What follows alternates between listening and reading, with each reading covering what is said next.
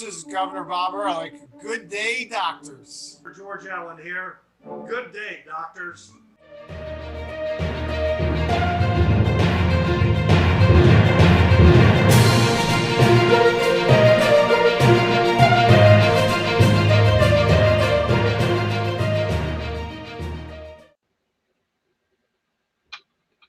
All right. Well, we're live. All right. So I would say we're probably he says the dynamic duo or the Fantastic Four. So it'd be the terrific trio, or what's the appropriate term for three? How do we get rid of this graphic in here? Which graphic? The background? The purple are individuals. That whole thing. That's all. That's all I see on the screen. You only seeing purple? I'm seeing people are individuals, not categories. Censorship is wrong. That's blocking any vision of you guys. Interesting. You have a pop-up? Yeah. No, I don't see it, but yeah, I can see everybody fine. Oh, great. Why is it just me? yeah, you gotta have the technical issues. Let's see. Yeah, I don't know. Stream logo. That's the. Oh, here I did this. I hit full screen, and now it's fine. This is weird. Okay, so now I've got on full screen. Well, that was the only way to get rid of the darn thing. All right, yeah, because it did put on participant names, just because I like saying that, but that's just me. But no, that helps. That helps, especially since I'm used to doing it just as. Right. All right. Well, welcome everyone to the Political Architect Show. Dwight is away in Florida. What did he say? Was it his brother-in-law or somebody that passed away? So, our thoughts and our prayers were with Dwight and his family. Takes care of the affairs there. All right. We're joined by Dr. Jeff Thornton. As what does Dwight call you? The IT guru and everything else, whatever. I don't remember. I don't remember all these descriptions Dwight has. He just has these descriptions.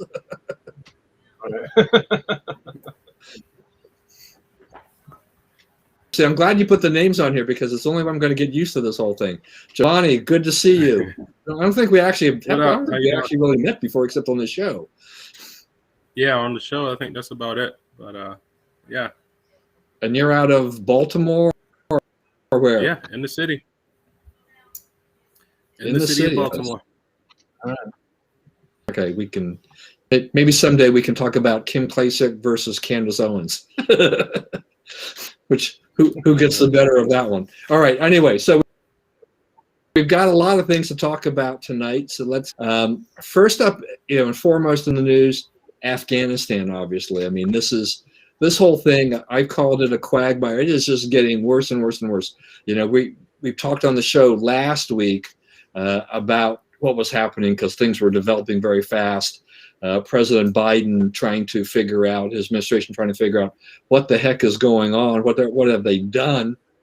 It has been an absolute disaster. And I think there are valid comparisons to Vietnam and what happened there in a lot of ways in terms of the pullout and how we wound up ending the war there.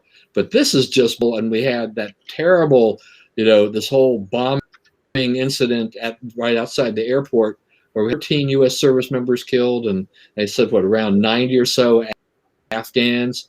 And then there was another word saying that maybe there might be yet another attack. Jeff, Giovanni, I mean, what are your thoughts about going on here? I mean, what did the Biden administration wrong? I mean, what should they be doing? Where are we going with these guys? Well, the first thing I think we have to reestablish dominance. I mean, that was one of the great things about being an American and our place in the world. Right now, America looks weak. We've lost soldiers.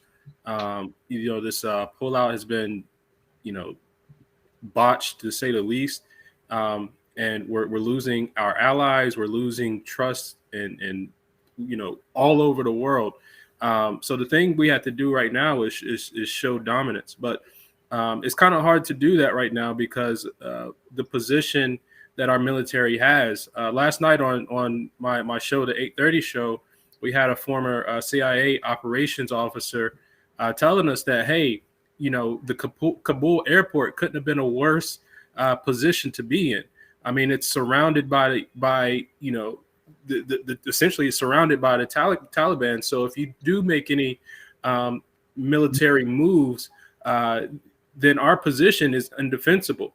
There was another airport that's I think a little bit north that had 2 runways. I think Kevin McCarthy was talking about it a couple of days ago. But there was another airport that had 2 runways, more accessible, in a defendable position. That if we leverage that as our kind of operations, our base of operations, there we get to have better positioning. But somehow, some way, we have to show dominance. We need some very strong strategic military operations on this one.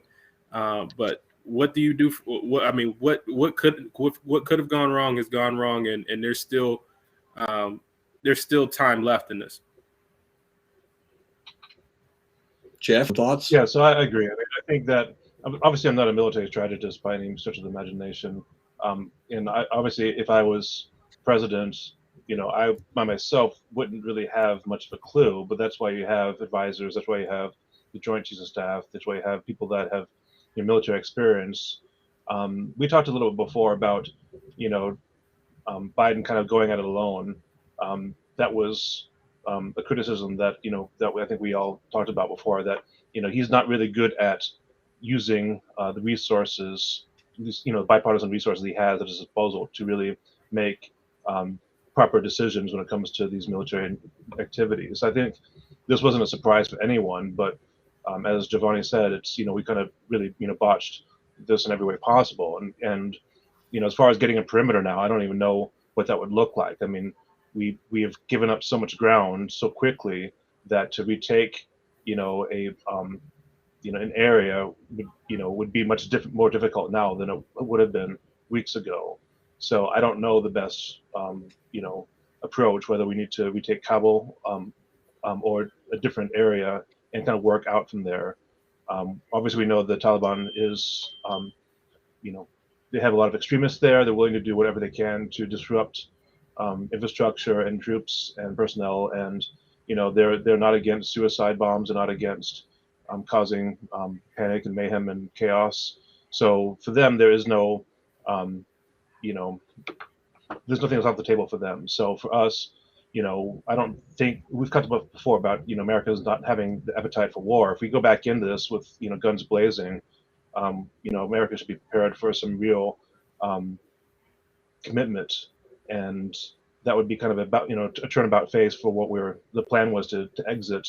So I don't know. It's tough all the way around. I mean, it's both from a humanitarian standpoint and from a military standpoint. We've kind of just lost face, and we've given up more than we've gained. And look back at the last 20 years. I don't know if we can leave with a good impression. I mean, obviously we weren't the first people that have tried to take Afghanistan. The Soviets did before, but we were assured by previous administrations that we learned our lessons. This would never happen to us, and here we are, repeating the mistakes just as bad, if not worse, in other countries that have been there before us. Yeah, point there. I mean, the thing is that I think I remember the whole kind of Russian invasion and there all the time they spent trying to take over Afghanistan. It was an abject failure for them, and we ridiculed them, really. I mean, we just thought, look, the mighty Soviets couldn't, and so here we are. We spent what I think was estimated $2.3 trillion, in this effort, and we have made progress. I mean, there were things going on there. I mean, women were actually being able to do things. I mean, there was a team. There were, people were, we were molding this society for freedom. Women had rights, right? Those, the Democrats talk about women's rights.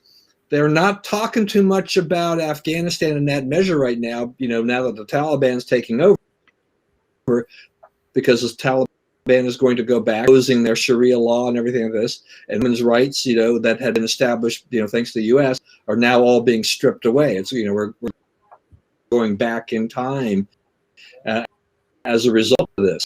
And you have, the administration to allow, Giovanni, you're right in terms of, we need some kind of show of we are the superior, military force. We can do this if we put enough people on the ground there. But you have to, in the airport, you have to pass through tally points, and whose mind to go well, Jen Psaki, what was it just the past week? This question by Peter Ducey of Fox News about Americans being stranded.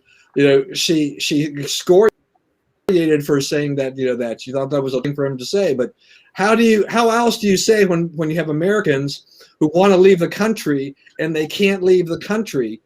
How is that not people being stranded? It's all this kind of word games and wordplay by the administration as they're trying to find a way out. But even their friends in the media, to some extent now, are abandoning them. I mean, they're now 7 months plus now into the Biden administration. This is a real damaging aspect. I mean, we're seeing media people write about dark days, an absolute failure of the Biden administration. This is kind of even. It's pretty shocking to see, but it doesn't bode well for Biden and doesn't bode well for the Democrats as they head into 2022. Thoughts? Well, what you're seeing though too is just this administration completely just lied to the people's face, and just blatantly lied. I think it was Press Secretary Jen Psaki that said, any American that wants to get out will be able to get out, and that's just like a bold-faced lie, right? That's not how the operations are working over there in Afghanistan. You got another thing that came across, that it was ISIS that did the bombings. Now, Taliban and ISIS, they're two different things, right? And anybody in the military, anybody in the intelligence space will tell you that ISIS isn't just walking around with the Taliban like that to do these bombings, right? So Taliban is in control. They know who's coming in and out. They know who's in the area. I mean, even the president gave a list of Americans and Afghani allies to the Taliban. And we're saying, hey, this was an ISIS bombing, and now the president and the press secretary are repeating. These are blatant lies that we're seeing coming out of the administration, and this is really what's kind of out, I believe, feeding into the distrust, if you will, of the liberal media to the president or the administration that they allegedly support, is because there's none of this is defensible, right? If anybody with eyes, anybody with common sense can really see that, hey, this is a complete failure, and they're covering it up. They're completely just blatantly lying to you, and there's no way that we can cover it up or spin it. Yeah, Jeff, anything? Yeah, I mean, I think you said it pretty well, Giovanni. I mean, I don't know. As far as the specific details, I'm not as familiar with all the news stories. I've kind of read up on a little bit, but just in general, this has been played out through many administrations. We never really had an exit strategy. We never really had thought through what this would look like, and I think every administration, to some degree, has been at fault with this. Again, I'm a Republican, but I think I treat this as a bipartisan failure, because we've really not, ever engineered a strategy to leave. And admittedly, there's been a lot of countries that we've just never left, but we never had a good plan for how this was going to look. And I've said before that, we've never really, so we had some social programs. We obviously advanced women's rights and those things, but we didn't build up the infrastructure. We didn't really build up the defense. We didn't give the Afghanistan people the ability to defend themselves. We basically schooled them in how the U.S. operates as a military organization, but that's not how the Taliban operates. That's not how Afghanistanis can operate themselves without specific U.S. aid. I mean, they don't have airstrike capabilities. They don't have the kind of advanced weaponry and tactical training that we have, and they just have a different, expertise in fighting. And so, if you really wanted them to maintain, then we would have to work with them and say, okay, let's figure out what works for you. How would you defend, and really give the people the ability to control. But admittedly, America is really not in nation building. We don't excel at that, and we didn't really encourage other countries to get involved either. So really, once we left, the Afghani people weren't going to stand because they knew that they didn't have any kind of support from us, and the Taliban were more equipped, they're more trained, and they're more vicious. And so it's like having a parent at the playground, is fine when the bully's around, but as soon as your parent leaves and the bully comes back, as soon as that vacuum appears, then the bully is going to come back and try to take control again. And that's just nature. There's no way around that. And this should not have been a surprise to anyone. It's just the problem is we didn't give the people, I think, really the ability to defend themselves, whether it's the will, the training, the infrastructure, whatever. It just we were there as basically just peacekeepers and just to keep order, but we didn't really build up the country, in my estimation. Yeah, and that's what kind of I kind of sense that from the time it was announced that they were going to have this withdrawal, I was always a little bit concerned about exactly how that, because I just hadn't seen anything in news reports that showed me with any great confidence that what was happening there, that the Afghans were actually equipped. They were trained well enough. They had what they needed. They had the resolve. Part of this too is that they have to be able to have the confidence and the resolve to do this. Reliance on US and other forces, maybe gives them some peace of mind. But I'm not sure how fully even the Afghans thought through their minds, like what happens when they do go, or if they go, where are we left? And when this whole thing was announced and the troops started leaving, the Taliban immediately just revved up their engines and just started rolling through the country. They're very patient. They've got they've been around for a long time. They've got plenty of time, and they just kind of sitting for the opportunity. They take advantage of it, and voila, they're back in control. And it's really sad to see that. But I mean, I don't know. I mean, what were people thinking that was really going to happen there? I do think that the Biden is one of his ways. I mean, I think when the lies don't really work, he's also trying to leverage. This is President Trump's fault. This Trump announced this withdrawal and doing this, but conditions that the Trump administration had laid in place for this withdrawal to take really effect before they would fully pull out, with agreements with Taliban, which were probably going to be a little bit. Can you really trust the Taliban? I kind of think about it as like you're dealing with communists. Can you really trust the communists? It's like dealing with China or somebody like that, right? It's like how much do you trust those guys? So as a result of this, I'm like, I'm always a little bit leery, but let's see how this goes. But once that signal went up that the troops were leaving and people left, I mean, that became open season, I think, in Afghanistan for that. For the Taliban to just come and roll in there and do their thing. But the Biden administration, having botched this thing, the other thing to them too is just that the Democrats have been trying to play all these games with the American public. The 1-6 commission, their little commission. They're still trying to, after the Trump people, the president, all these kinds of things, and they were hoping to leverage that into something positive for them for 2022. Biden has completely blown it for them. This is going to be news for a while. It's not going away anytime soon.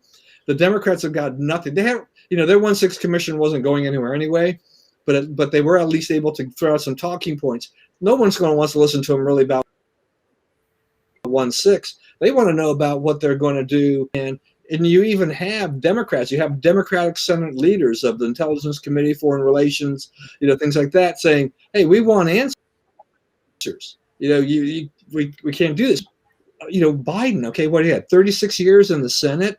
He was supposed to have all this experience. He was a vice president of the United States. Where is all this world, this foreign relations, foreign policy experience? Should he not know better? But he doesn't listen to his own either. He doesn't listen to his military aides. Decide to go off and just do whatever he's doing here. It's going to be part of their goal in my mind. 9/11 coming up, 20th anniversary. This is a big deal, and he thought he was going to go in here and say, hey, look, everyone, as tragic as it was, we've solved the problem. We've pulled out of Afghanistan. We've done A, B, C, D, whatever, and doing this. Now he's going to come up on 9/11. So today we got about 15 days roughly before having like 2 weeks from tomorrow, actually, I guess it is. So we come up to that, and what's going to happen? This is going to be even maybe more, than the 9/11s of the past, because we basically have given up. A lot of things we were fighting for all those people lost on 9/11, we have to show for it now. So anyway, Giovanni, Jeff. To your point, it's like, death is found, you find meaning in death by, through memories, and by, doing things to recognize the sacrifice. But if what we've done basically reneges on all of the sacrifices that were made, not just for 9/11, but for, all the troops that have been deployed, all the sacrifices that have been made, what have we done to their memory? We basically said, well, sorry, all the hard work you put in, all the lives that are lost. Really, it's like, well, it was time for us to leave. So I'm sorry about your loss, but I don't know. It just seems to me a very, like you said, kind of a somber recollection, because it feels like, what did we really gain in this whole endeavor? Did we make the Middle Eastern countries any safer? Did we make America safer? Did we, what did we do to actually improve the situation? And I can't think of anything we did. I mean, if anything, we kind of showed Afghanistan, a taste of what it would be like to be free. But in some cases, I mean, and I had to say it, but I mean, if you show like a slave freedom and then they're back to being a slave, that's almost more cruel than not showing in the first place. If Afghanistan had never been occupied by the U.S. and only had been under Taliban rule, at least they would have been, equipped to deal with the tragedies and the Taliban rule.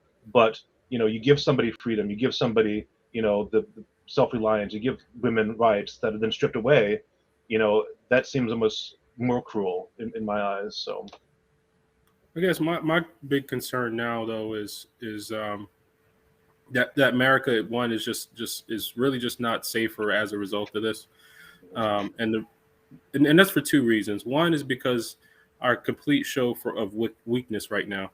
America does not look strong, at least overseas, globally right now. America looks so weak. But the other thing too is, they're over there yelling death to America. They're over there yelling, down with America. And this place has been known to harbor terrorists. They've been known to build and train terrorists to then come in various whatever ways to attack the U.S. And who knows? That's several people that are listed as refugees right now may be on the way over here to do damage, even under the guise of being a refugee fleeing from what's going on there. So I think really, we're in a compromising position, based on the complete handling of the situation. Now, I don't think we should have imposed some, Americanisms on the way of life over there, in the Middle East or what have you, because just like you said, it's cruel for them to experience and then be taken away, especially when it's not the customs for those particular areas. So I don't think we should have done that, but we do have some interest within America to protect, which is just the safety of American citizens from threats that are foreign.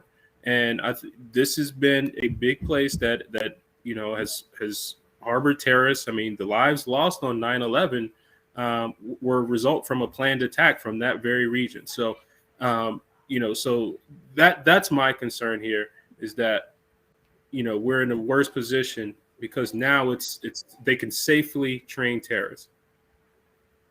Right, and we're going to get to that in a second too. I mean, and my question to both of you too is just that, kind of going back to what you're saying here, Giovanni.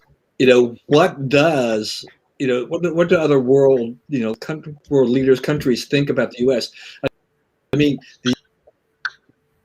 the U.S. has had cooperative effort with other countries in Afghanistan. I mean, and now you kind of expect the U.S. as a superior military force here to take the lead. We're going to do and kind of set the policy and the ground rules and whatever, and yet they left citizens of other countries that are working there hanging, right? Forcing these other countries to come in there and try to do some emergency. We left our own citizens there hanging. Right. Get those people out. But right, I mean, he lasted by. I mean, a lot of these world leaders are like, wait, so for them, can they trust the U.S. going forward? I mean, before you could say, the U.S. had our back. Can you say now after this back? I mean, if you're Boris Johnson in the UK or Angela Merkel or whoever will succeed her in Germany and whatever, going down the line, if there's another type of a situation where you want to go and you want some cooperative efforts to lay down a peacekeeping force or whatever, are they going to be as willing to do so after this? What do you think? No. The answer is no. At least not in any time. At least not anytime soon. But instead of America being a leader in these type cases, will America be seen as the follower or the one that's just participating or just in the group, right?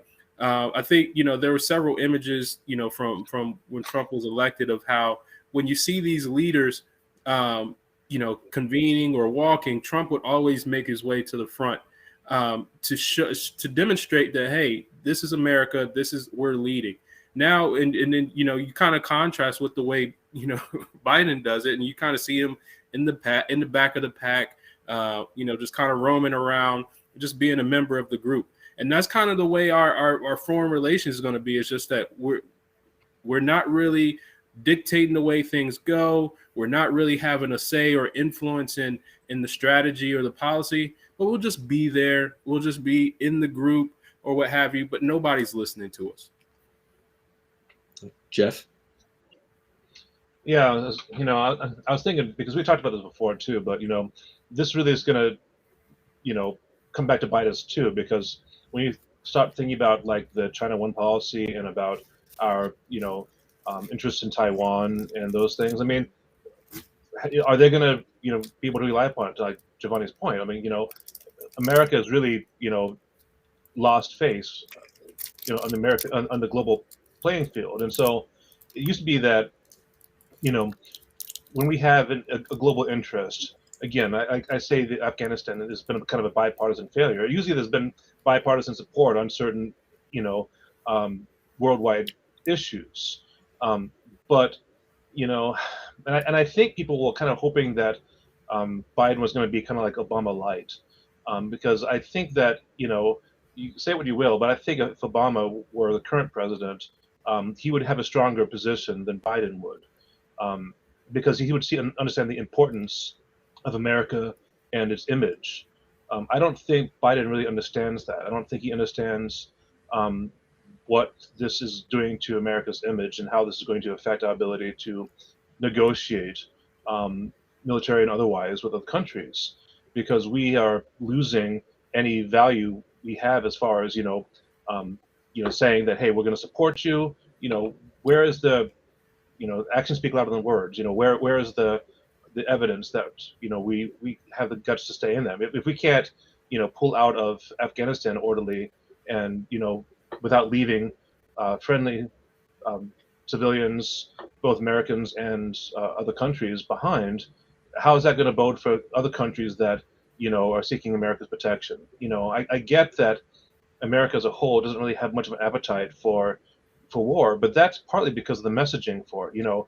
There's been no real effort by the Biden administration to emphasize to American people why this is important and to really stand up for it. I think that had he done that, had he had a stronger message, he could have convinced both sides to say, okay, yes, we got, this is important. We need to do this orderly. We're not going to abandon our troops. We're not going to abandon the civilian supports that are out there. But instead, we have this this plan that really wasn't been thought out, where we just basically say, okay, well, we're going to exit, and instead, we're leaving equipment behind, we're leaving people behind, and it's just it's chaos, and nobody knows. It's like the people, who want to evacuate the country, they're left to their own devices to figure out how they're going to leave the country, because they can't depend upon the American infrastructure for that. We don't have a plan for them. We can't say, hey, do this, and we'll vet you out or something, or here's a holding place or whatever. We don't have any of that stuff, and this is all stuff that should have been thought out by anyone who has got modicum of intelligence, who understands that, hey, we've got an invading force. If we just leave, what happens to all the people that are left behind? And we saw what happened to the people that were left behind. They were hanging on for dear life, trying to, hitch a ride on an airplane, because they knew that if they were left there, they would be in a worse position than even, flying off an airplane. So I mean, that gives you the significance of this, the direness of the situation. So I don't know. It's disheartening. Yeah, and I want to talk about the refugees here in a second. And I just wanted one thing to what Giovanni was just saying about President Trump versus President Biden. It's like, I will always readily admit I was not in favor of everything that President Trump did. But one of the things that I thought was fascinating was just how he really took it to the world leaders. He made a decision early on in terms of when he met with world leaders that it was going to be America first, and he was going to show them that this is the way, that, we're going to, you're going to talk to us that, the U.S. is going to deal from a position of strength.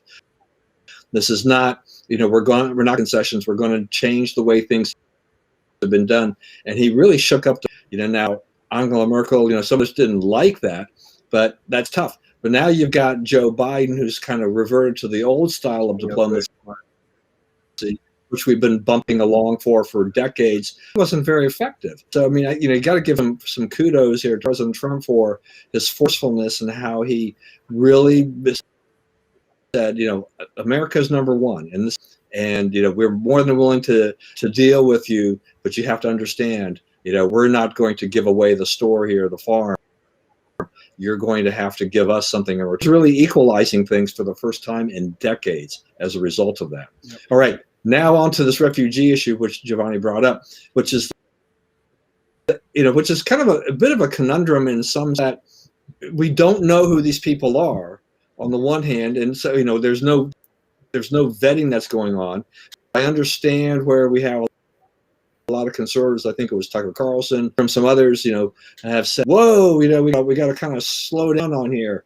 And then you have the other camps which are saying like, "Hey, this is humanitarian aid. You got to let these people in. They don't have a country, and you got to if they stay in Afghanistan, they're likely to be who knows what else could happen to them." But this is a problem. Here we are once again, 11 these Afghan refugees coming in here, and we're not really sure who they are.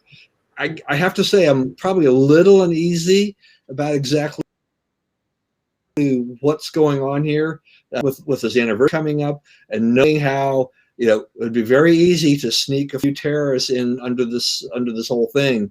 Giovanni, you can expand on that. Jeff, you can talk about that. I'll let you go first, Giovanni. Somebody say something. So, I mean, I guess just my concern is like, I live in Baltimore City, and then we have Mayor Scott in Baltimore saying, hey, we want to be a safe haven for Afghani refugees. My question is, how and where are you going to put them? We already have our own humanitarian concerns right here in Baltimore City with our education system, with our crumbling infrastructure, with safety in our streets. How are we, in a position to, try to be everything or be the world for, people coming halfway across the world, when the people and our citizens and our homeless in our streets aren't getting that same type of service? So that's one big area of concern. But two is the vetting, right? We don't know who these people are. We don't know, how well, if they are, will assimilate with the culture here. And we don't know, quite frankly, if there are terrorists embedded in within these groups. I mean, one concern about the people coming across the southern border too is that a lot of terrorists come through there as well. And because we're just saying, hey, welcome, all are welcome, all, we're really putting our American citizens, our Baltimore City residents, our Maryland residents at a major disadvantage. Yeah, so I was thinking about this too. I mean, when other countries deal with a humanitarian crisis, sometimes they'll use an intermediate country as a staging area. Um, you know, if this really is something that we want to deal with on a humanitarian level, we have partners that we can work with. I mean, whether it's Canada or I'm not sure if Mexico would be a good place, but and even if it's a state like, I hate to say like New Mexico, but some place that is like not really developed, we can establish an area where we can have the people live. I'm spitballing here, but there are plenty of ghost towns that have infrastructure that basically just don't have people, that we could set them up there and say, okay, these are close to military bases. We can set up people there, give them food, we can give them rations, and make sure that they're taken care of from a basic survival standpoint, and then spend time processing them and figuring out do they have family here that can vet, do they have any kind of not qualifications, but people that can again speak for them and say, yes, I know this person, that I can vet them, or somebody who's who just doesn't seem like they really fit in. We can still deal with them as a humanitarian area. But again, I'm the same way as with Giovanni. It's like if we just say, okay, like Detroit or DC, it's like, yeah, they can say we'll welcome them in because they're heavily democratic. I mean, that sounds great on paper, but it doesn't really solve the situation. And these communities already are struggling with their own issues. And so giving people, I mean, if I were an immigrant and I was invited to Detroit, I mean, I'd be like, thanks, but is there another city? So again, it's one of those things that I understand that people want to help. I get that. I'm all for people helping other people. I'm not against it at all. I'm not saying people need to be like ship them out to Timbuktu, and just keep them there. What I'm saying is that there should be some ability to like create a like a DMZ or something, just to get them out of a situation, take care of them, make sure that they are taken care of, and then work through the process, figure out what we're going to do with them in a situation, in an environment which is not harmful to their the survival. So again, that's just a spitballing idea, but again, there are people that are much smarter than I that have probably should have thought of this idea. Part of it is just again getting. That's why you have, as a president, your cabinet, your administration, people, your advisors that kind of know these kind of things. You don't just have your friends part of your cabinet. I mean, you have people there that understand military tactics, that understand these situations. This shouldn't have been any surprise that this was coming along. And the fact that we don't have a plan, again, I hate to blame it on one person, but Biden really should have had a stronger advisory committee that understood these complexities and could give up these ideas and say, okay, let's figure out how we're going to deal with this and enact it, as opposed to saying, well, it was worse than we expected. I mean, that's something I would expect of someone who just didn't think of it through at all. And I'm like, no president should be in that situation. That's why we have advisors. That's why we have cabinets. That's why we have, all these departments that have experienced people, because, it's the president. Yeah, they're the spokesperson for America, but it's not a one-person country. I mean, this is, a country that has a lot of resources, and the fact we're not using them, it's mind-blowing. I don't get it. Yeah, I mean, you would think that there would be contingencies for these things that, if they were really prepared at all, if they really thought this was going to happen, they would have run a lot of scenarios and said, the what ifs. What if this happens? What if that happens? I mean, I think you have to look at saying that, really go exactly according to plan, because very few things in life ever do go according to plan. But what has happened here completely just, blindsided them. They didn't think this through at all. and now they're faced with all one after another, and having the bombings, losing our service members, the first service members to die in 18 months. We had this thing under control, and now it's really bad. The image of the U.S. is terrible at this point. It's not getting any better. The administration is still struggling to try to figure out how they're going to work themselves out of this situation. It is just one thing after another. And I think, Giovanni, you bring up a great point too. It's just that, Baltimore's got issues, but Baltimore's not the only city in America with issues, right? There are plenty of cities in America, that have got their own problems that they have yet to resolve and take care of. And then you want to, just want to add, this onto that. Exactly how are you going to do that, right? I understand the humanitarian side of these, mayors and governors or whatever, trying to be open and welcoming on the one hand. But, what exactly are you able to do with them? Where are you housing them? How do you know people are? How are you going to assimilate them? I've met people from, lots of different countries, particularly there's lots of, people coming in from West Africa over the last 10 years. And, one of the struggles that they have, as I talk to them, is just that they had a skill set in their home country, doctors, lawyers, whatever. But that was under those standards. They come to the United States. It's a completely different set of standards. Their law degree doesn't get far in the United States, or their medical degree. They have to get retrained. They have to relearn things to fit the American system, to get licensed and approved and et cetera. So tough road. We're getting with these Afghan refugees, because you can only imagine that their skill sets there are based on a culture that operates very differently than the United States. So this is any assimilation, I think, is going to be a very long, drawn out process. This is going to be some very, and what's one of the results of this too is that where are Biden's poll numbers now? They're dropping like a stone. So once again, this goes back into 2022 and the election. At this point in time, you can't have president as the guy going out there trying to raise on the stump or help any of your candidates in those Trump type districts that turned Democrat the last time around, because Reagan is a political liability, right? He's poison for a lot of people, and there are too many Democrats that are just right on the edge. Oops, looks like we lost him here. And so I don't know where we're going. Oh, there it goes. You're back. So it's back, and you have these things going on here. This is just like bad news after bad news after bad. That's on top of all this. Comments?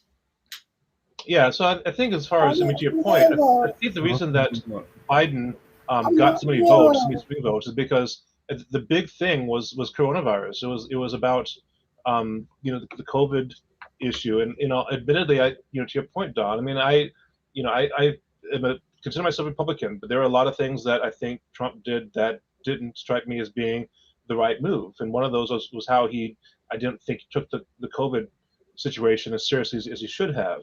And I think that was something that was of concern to many more Americans and made a much more significant impact. And what Biden basically said is that, I got you guys. It's like, I'll make sure everyone gets, is able to get vaccinated. I'll make sure that if, businesses are equipped to deal with, these situations, that will provide PPE equipment, that will make sure that the businesses are equipped to deal with these situations. But even in that, so he continued the rollout of the vaccines, which I'm very thankful for. But when it comes to, the continuing assistance for businesses, for small businesses, for restaurants, especially with this Delta variant comes out, I'm just not seeing it. And so I think all of his credibility that he tried to, was his platform, is just eroding, because I don't think anyone expected him to be a great negotiator or a great, war general. But, I think people expected more from him as far as being able to use resources, not just not think of things. Again, I want to give the guy some credit as far as if we're going to, withdraw, we should have a plan, not just say, okay, everyone out, catch the last train if you can. That's just not a plan. So again, it just befuddles me how it just wasn't really thought out. And I don't know again, I don't want to put too much blame on any one person, but it just seems like this administration just didn't really think things through. And when it comes to other issues, I think the American people are starting to think that, yeah, this administration really hasn't. They have got good stories, but when it comes down to the actual playing, we got no plan. It's like a football team that has all the great looking people, but has no playbook. We got in the field and then we just like, I don't know what to do. This is a football. I guess throw it to someone. It's like, why would you do that? It's like we have to have a plan to actually succeed. Otherwise, we're just like look like fools. Well, I think Biden just campaigned Johnny. on being. I think Biden just campaigned on being not Trump, and I think Right. that's just what we're getting at this point. And I'm just not Trump, and it does. There's no mean tweets. There's no aggressive stance. America is not embarrassing the world by demonstrating strength or by demonstrating leadership. And that's just the position we're in, where Biden really never had a plan when it came down to campaigning. It was really just, I'm not Trump. And that's why people voted for him. That's why, the policies he stood for. And that's why essentially on day one, he canceled and slashed every Trump EO and put in his own EOs. So, the guy never had a plan. I don't think we should have expected him to have a plan. And then, even when he gets on stage to talk with the reporters, he's saying, I've been instructed to talk to these reporters, XYZ. So, Right. I mean, we know the guy's not in control. He doesn't have a plan. And we really just need to find out who's pulling the strings.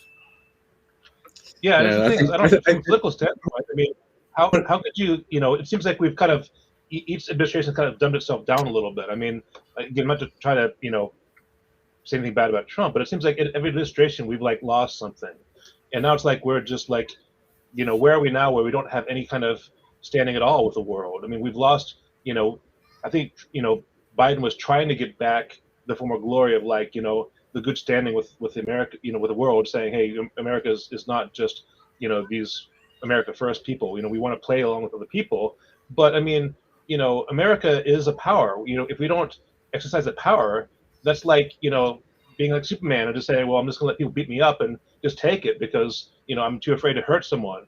It's like power is only as good as how you use it. I mean, it's not good or bad. It's just, but if you don't use it, what's the point of it? America has, what's the point of American strength if we don't, utilize it on the world stage? And that's, I think, my biggest disappointment is I don't think Biden has, whatever to, actually use America's strength in any, tangible fashion. So He has no balls, is what you're trying to say. trying to be politically correct about it. Yeah. I don't want to say that, but yes. So Giovanni, are you trying to get to that Wizard of Oz kind of reference? Pull back, who's behind the curtain controlling Biden? Well, I mean, we know it's not him running the show. I mean, we could say it's a team of people. It is Obama presidency 2.0. We could say, whomever is behind the scenes. But the simple fact is that it's Biden is really just a figurehead and an embarrassing one at that. Well, Yeah, again, let me ask you I was this. not a huge fan of Obama, but at least I felt like he was a strong personality, that he actually had America's interests at heart. He made, I didn't agree with his policies, but he got stuff done. I mean, whether you agree with him or not, he got stuff done. I mean, you may hate Obamacare, but that's something that he got done. He may hate the DACA, but again, that was something he was known for. And so I think whether you're right or wrong, stand up for something. That's the thing, is like if you don't stand for something, you'll fall for anything. It's like Biden, what does he stand for? He doesn't really have any kind of backbone where I feel like I can really say he really stood up for something, at least got something done. Good or bad, he got something done. I just don't see this going to happen in this in this administration. I mean, He's sticking to his guns on the withdrawal. Yeah, I mean, what about Kamala Harris? I mean, if it's not Biden, I mean, Harris is number 2. Is there any confidence in her? Is that a real question? Yes. That's a real question. Yeah, it is a real question. Yeah. I mean, Well, look, I mean, there was that you know, report that I guess she had flown through Pearl Harbor or whatever, and she totally, they made sure the press wasn't going to ask her questions or anything like that. Plus, she had given this, she had gone off to what was it, Singapore, supposed to be some big policy speech, and everything like this. And one thing she definitely, she'd left out of it was Afghanistan. So they're purpose mold, and the message. And they don't want, if they're with reporters or anything like this, they don't want to talk about Afghanistan if they can help it, because they don't have an answer, right? Well, Yeah, Kamala doesn't seem to have an answer for a lot of questions, and you can kind of tell because she laughs a lot. So, that there's that, and then I mean, when it comes to handling crisis or being on the forefront. How many months did it take her to visit the southern border when she was tasked with that? So when it comes to these type of issues, can we trust that she would take an action, or can we trust that she'd be willing to step in or do something about it? If you can't address the what seemingly low hanging fruit, and essentially the one task that that the president gave you in a timely fashion, I don't think we can trust that she'd be any way effective with this Afghan situation at all. Yeah, I was gonna say, I mean, to your point, Giovanni, I was gonna bring up the same thing, that when she went down to the southern border, because that was a humanitarian crisis, it just basically was like pouring salt in a wound. I mean, the situation had gotten worse, and we basically just kind of fumbled the ball there. We didn't really make it any better, and so I think that in some regards, she's more of a figurehead than Biden is, because she's not really.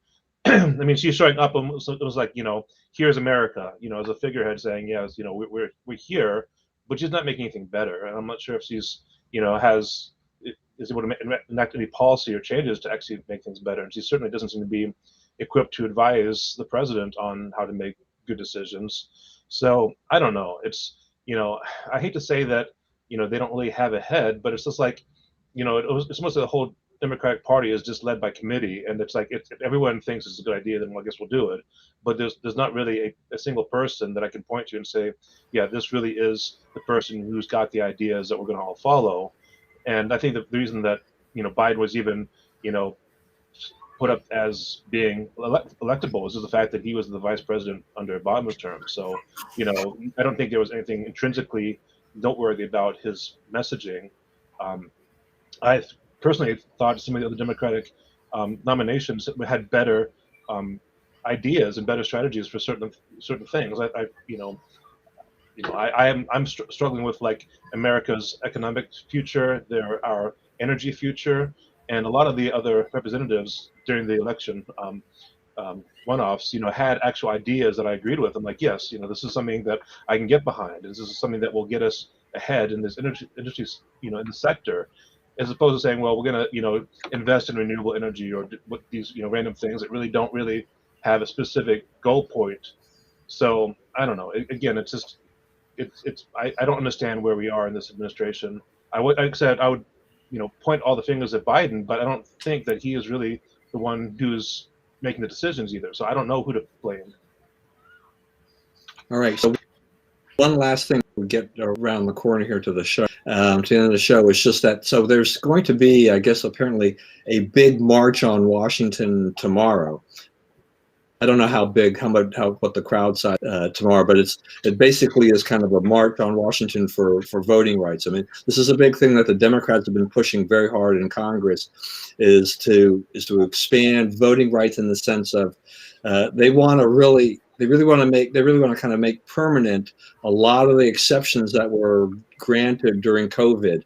That just, there's between 24/7 voting, all kinds of, ballot boxes everywhere, mail-in ballots for everybody, and all these kinds of things. I mean, I don't see much hope that any of these voting bills actually get.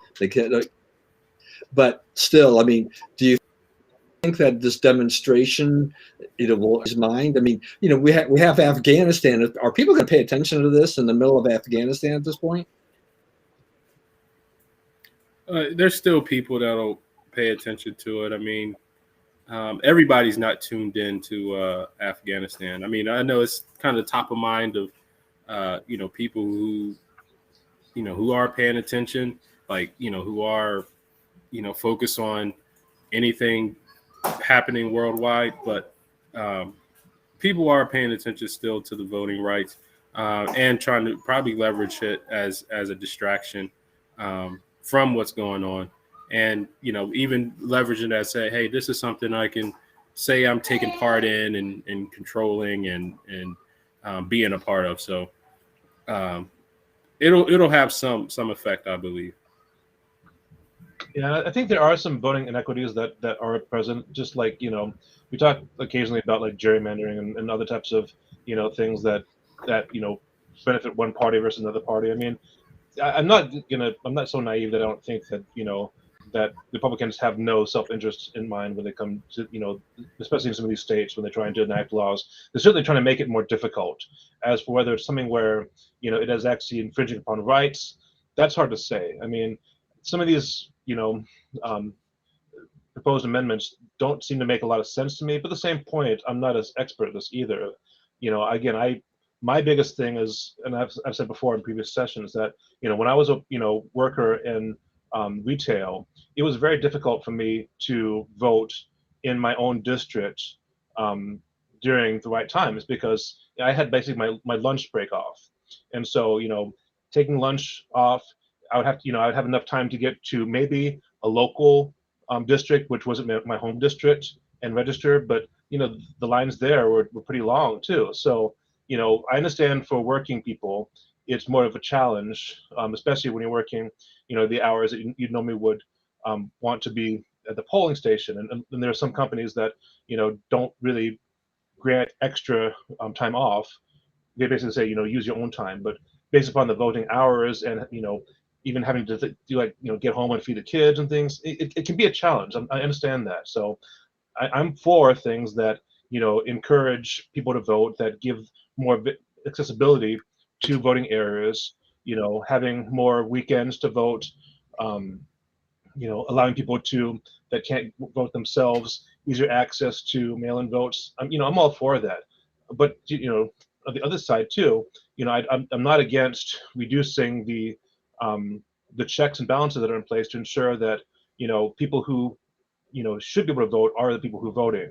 So I'd never say that, well, we shouldn't authenticate our votes, or we should just assume that if we mail a voting ballot to an address that it's only going to be counted once, that they're not going to try to vote in person. I mean, there should be checks in there. So I'm kind of like the middle ground, that there should be accommodations for people, but again, that's probably one of those areas where I tend to be more liberal, because again, I used to be in that situation, and it was very difficult for me at times to vote, because I had to find a way to get to my home district at the right time to actually vote, and then it still took hours, and it just was a very inconvenient exercise.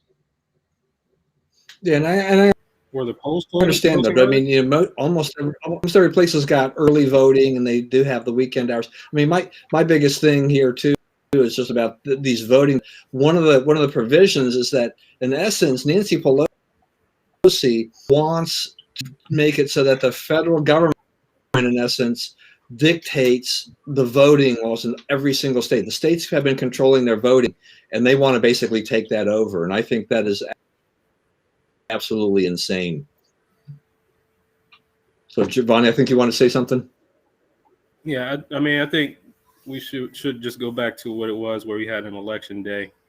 I mean, the polls were open from like 6 a.m. to 8 p.m. We got a comment too from David Bond, who says early voting is usually a week long, 8 hours per day, plus election day, except Sundays. Stop making excuses, go vote. So I certainly agree with that. When I was talking about my voting experience, this was in Michigan back in like '94. So we had one voting day. We didn't have weekend voting. We didn't have all the whole week. We had one day to vote. So that was the challenge for me. So obviously I felt it was important enough to do. I'm just saying that I understand that it's a challenge. So go ahead, Giovanni. Yeah, I'm just saying we should go back to one day, like election day. It's no longer election day if we got 7 weeks to vote, right? It's election month or election season. Well, and again, if we actually, went behind it and said, okay, we're going to have, every business needs to respect, the voting day and take time off or whatever, treat it like a bank holiday or whatever, and give people the ability, then I would be totally fine for that. I'm just saying that it's, I understand that there are challenges. So that's my only point is that, I can't, truly generalize, but the same point is that, I understand if people have challenged voting. That's just my point that, we should make it so easy that it leads to fraud. But at the same point, understand that some people who want to vote are challenged to vote. So. All right. Well, we are already at the top of the hour, so I probably ought to get into final thoughts here, and we'll start with Giovanni. So final thoughts. I think right now, just pray for our country. Pray for safety of just everyone in it.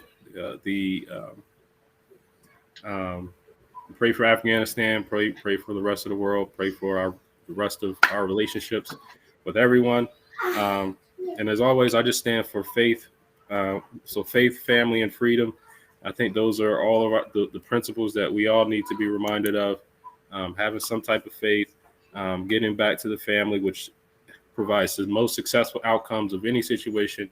And remember what freedom is. It's something that freedom is something or an idea that doesn't get talked about enough. It's represented by our American flag, but we don't really communicate what freedom means.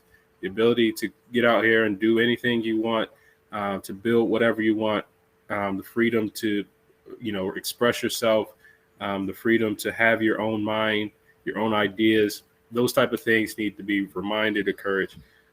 So just getting back to the principles of faith, family, and freedom is something that we just completely have to do, especially as Americans. All right, Jeff. So yeah, so I would say, just to piggyback on what Giovanni said, I've said before, the reason that I'm a Republican is because I believe that everyone should have the opportunity to succeed as much as they have the ability and desire to. Freedom was one of those things that sounds good, but if you give, like a child freedom without any kind of discipline, they're just going to run wild. They have no idea of what it really means.